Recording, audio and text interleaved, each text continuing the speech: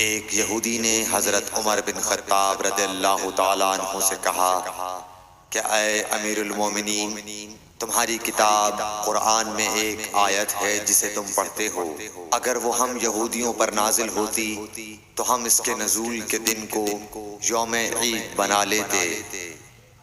آپ نے پوچھا وہ کون سی آیت ہے؟ اس نے جواب دیا سورہ مائدہ کی آیت کہ آج میں نے تمہارے دین کو مکمل کر دیا اور اپنی نعمت تم پر تمام کر دی اور تمہارے لیے دین اسلام پسند کیا۔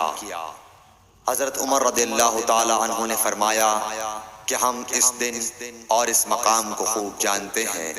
جب یہ آیت رسول اللہ صلی اللہ علیہ وسلم پر نازل ہوئی، اس وقت آپ صلی اللہ علیہ وسلم عرفات میں جمعے کے دن کھڑے ہوئے تھے۔